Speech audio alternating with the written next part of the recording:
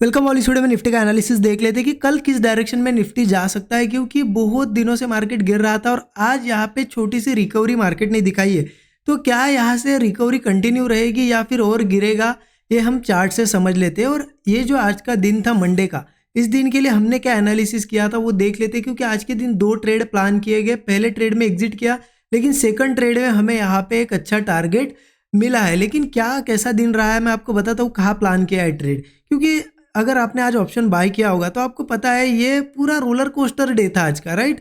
क्योंकि premiums call के बढ़ तो कम रहे थे, लेकिन जैसे जैसे जब भी ये रेड कैंडल जब बन रही थी ना, तो प्रीमियम ड्रॉप बहुत ज़्यादा हो रहे थे। तो अगर इस दिन आपने ऑप्शन बाय करके होल्ड किया होगा तो आपको पता चला होगा ये दिन कैसा था। तो हमने एग्जैक्टली क्या किया बताता हूँ मैं आपको। क्लियर था, आपने एनालिसिस वीडियो देखा होगा। यहाँ पे एक सपोर्ट था जो कि था लगभग 24,550 540 के समथिंग। ये सपोर्ट था, हमने डिस्कस किया था कि ये एक सपोर्ट है, यहाँ से बाउंस बैक आ सकता है। अगर ये ब्रेक होता है तो फिर और गिरेगा। सिंपल था हमारा एनालिसिस। अब उस हिसाब से देखिए मार्केट आज गैप अप हुआ, मतलब सपोर्ट के ऊपर ओपन हुआ, थोड़ा ऊपर गया, फिर यहाँ पे रेड कैंडल्स बनने लगी। यहाँ एक बड़ी रेड कैंडल बनी, यहाँ पे भी बनी थी, लेकिन बहुत ही फास्ट यहाँ पे रिजेक्शन आया। आपने अगर देखा होगा मार्केट में, आज लाइव मार्केट जो देख रहा था उन्होंने, कि यहाँ रेड कैंडल बनी, यहाँ एक बड़ी रेड कैंडल बनी और यही कैंडल ग्रीन में कन्वर्ट हो गई। इसका मतलब सपोर्ट के ऊपर बायर्स का प्रेशर था पूरा।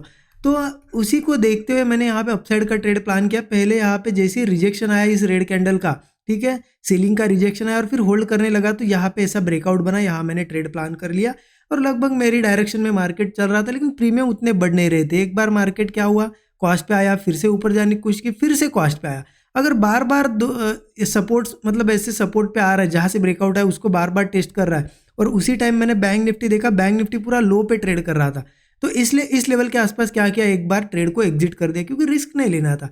अगर वही मान लो यहाँ से बड़ी रेड कैंडल्स बनती तो क्या करते हम, इसलिए होल्ड तो मुझे नहीं करना था। मैंने यहाँ पहले एग्जिट किया और कंफर्मेशन के बाद मैंने फिर अगेन ट्रेड प्लान किया, क्योंकि देखिए बार बार वो अगर सपोर्ट को कोई ब्रेक करने की कोशिश कर रहा है तो पहले निकल जाना अच्छा रहता है, ठीक है। जब मार्केट फिर से सस्टेन करने लगा तो फिर इस कैंडल के ऊपर जैसे ही निकला, अगेन यहाँ पे ट्रेड प्लान कर लिया। और मेरा टारगेट सिंपल था कि इस लेवल तक, यहाँ पे जो हाई बना है यहाँ तक तो इजीली आएगा। तो लगभग जैसे ही ये हाई के आसपास आया ना, यहाँ पे मैं निकला, ठीक है। लेकिन ये कोई ईजी नहीं रहा है ट्रेड। मार्केट स्लो बढ़ रहा था, फिर कॉस्ट के आसपास आ रहा था, थोड़ा बहुत लॉस भी दिखाया, फिर ऊपर गया। तो इस तरीके से ये ट्रेड था। देखिए मैंने शेयर भी कर दिया था, मैं दिखा देता हूँ आपको। स्टूडेंट ग्रुप में मैंने शेयर कर दिया था, टाइमिंग के साथ आपको दिखेगा। देखिए आज का है अगस्त 4, bullish move expected above level. पहला ट्रेड यहाँ प्लान किया गया। जैसे ये कैंडल का रिजेक्शन आया, होल्ड करने लगा, मैंने बताया कि इसके ऊपर हमें मैं ट्रेड ले रहा हूँ। सिंपल यहाँ से ऊपर गया मार्केट, लेकिन बार बार वापस इन लेवल्स पे आया था, तो एक बार मैंने एग्जिट कर दिया। और ये सभी चीज़ें आपको यहाँ दिख जाएगी। देखिए एंट्री कब ली, जब लेवल क्रॉस हुई, ठीक है। मेरा सिंपल था कि 24,690 तक आना चाहिए मार्केट, ये मेरा टारगेट था, यहाँ मैंने बताया भी था, ठीक है। और फिर मैंने वो ट्रेड एग्जिट कर दिया और फिर यहाँ पे बताया कि अगेन मैं इस लेवल के ऊपर प्लान करूँगा। और फिर मैंने इस लेवल के ऊपर प्लान किया और धीरे धीरे मार्केट इस यहाँ तक आया। ये भी दिखा देता हूँ कब बुक किया मैंने। देखिए यहाँ पे हमने प्लान किया और यहाँ से मार्केट धीरे धीरे करके यहाँ पे आया। लेकिन ये थोड़ा इजी डे नहीं था, बहुत ज़्यादा पेशेंस रखना पड़ा, होल्ड करना पड़ा। तो ये आज का ट्रेड था, ठीक है। अब कल क्या करना है वो बहुत ज़्यादा इंपॉर्टेंट है। तो उसके लिए देखिए, तो उसके लिए क्या करते हैं ना, हम डेली चार्ट पे चलते हैं। सबसे पहले देखिए डेली चार्ट पे आपको क्लियर पता है मार्केट में क्या चल रहा है, कि मार्केट यहाँ से ब्रेकआउट्स बनाता, यहाँ बनाता, फिर एक बार यहाँ पे भी बना, लेकिन मार्केट ब्रेकआउट फेल करते हुए नीचे आया और इन सपोर्ट्स के आसपास आया है। अब देखिए यहाँ पे मार्केट ने जो आज सपोर्ट बनाया, ठीक है, मतलब जो आज ग्रीन कैंडल बनी ना, कि वो बनी यहाँ पे एक सपोर्ट लेवल है जो कि 24,550 के आसपास है। यहाँ एक सपोर्ट है, तो उसके हिसाब से यहाँ पे एक आज ग्रीन कैंडल बनी। हो सकता है यहाँ से और थोड़ा बाउंस बैक भी आए, क्योंकि मार्केट कंटिन्यू गिरते हुए आ रहा है।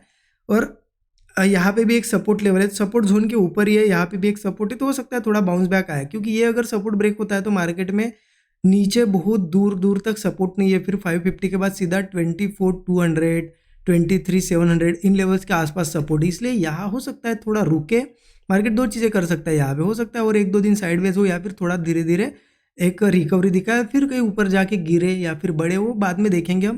पहले यहाँ क्या करना है हमें, वो इंपॉर्टेंट है। तो 15 मिनट चार्ट पे चलते और देख लेते कि एग्जैक्ट हम कर क्या सकते हैं यहाँ पे, ठीक है।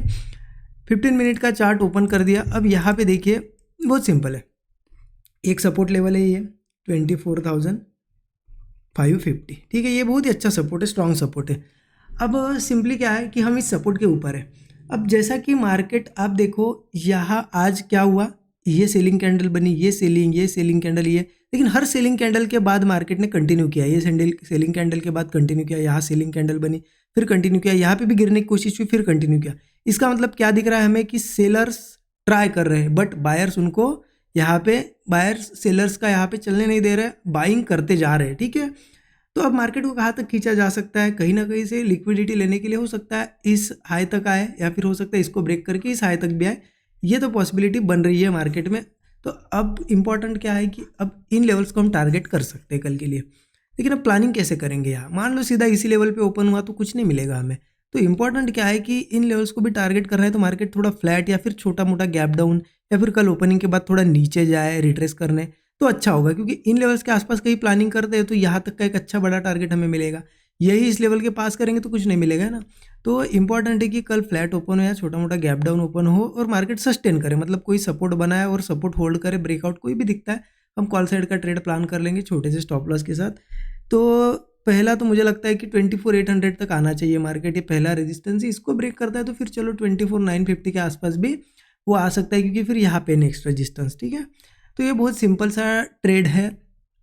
हाँ, अब अगर मान लो सेलिंग कब आएगी मार्केट में, देखिए सेलिंग का एक सिंपल फंडा है कि अब सेल भी करना है तो हम सपोर्ट के ऊपर नहीं कर सकते, क्योंकि आप देखो ना यहाँ पे सेलिंग ऑलरेडी आज भी बहुत बार ट्राई हुई, लेकिन बायर्स खींचते गए, तो फिर से कल सेलिंग के लिए ट्राई करेगा, हम सेल करेंगे तो हो सकता है खींचा जाए मार्केट को। इसलिए सेलिंग करने के लिए इंपॉर्टेंट है मार्केट इस सपोर्ट के आसपास आए, मतलब यहाँ कहीं ओपन हो, नीचे आए और इसी सपोर्ट के ऊपर ऊपर फिर सस्टेन करे बहुत बार, और ऊपर ना जाते हुए कोई ब्रेकडाउन बनाए तो हम सेल कर सकते हैं, या फिर सिंपल 550 के नीचे जब जाएगा तब सेल करेंगे, वो तो सबसे बेस्ट रहेगा, ठीक है।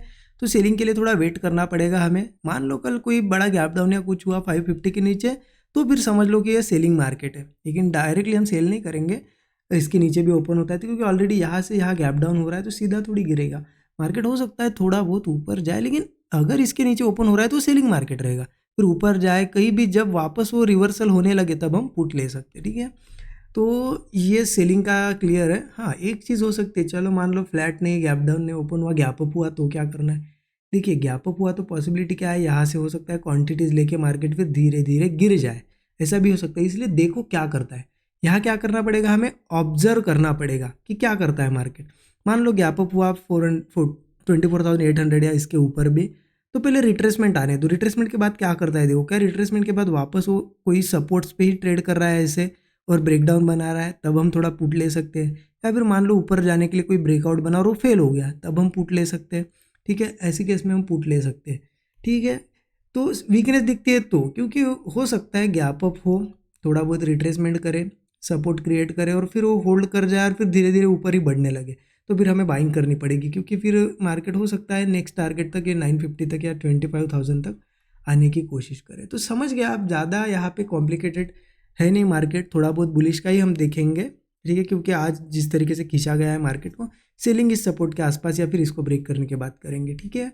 और ऊपर के साइड मैंने सेलिंग बताया, वीकनेस अगर इसके ऊपर यहाँ कहीं ओपन होता है, क्योंकि यहाँ ओपन होगा तो क्वांटिटीज़ मिल जाएगी, यहाँ पे जो भी स्टॉप लॉसेस हो गए वो हिट होके मार्केट थोड़ा नीचे आएगा और फिर नीचे ही सस्टेन करने लगता है बार बार, तो फिर गिर सकता है, तब जाके कुछ क्वांटिटी पुट हम ट्राई कर सकते हैं, ठीक है। इस तरीके से प्लान करेंगे और जो भी ट्रेड बनेगा मैं स्टूडेंट ग्रुप में ज़रूर शेयर कर दूंगा, ठीक है। ज़रूर चेकआउट कर सकते हो आप, लर्निंग करना चाहते हो तो डिस्क्रिप्शन में डिटेल्स है, स्टूडेंट ग्रुप का भी एक्सेस मिलेगा आपको। उससे क्या होगा, चीज़ें तो सीख ही जाओगे मेंटरशिप प्रोग्राम में, लेकिन लाइव मार्केट में भी आपकी प्रैक्टिस होगी, ठीक है। Thank you so much everyone.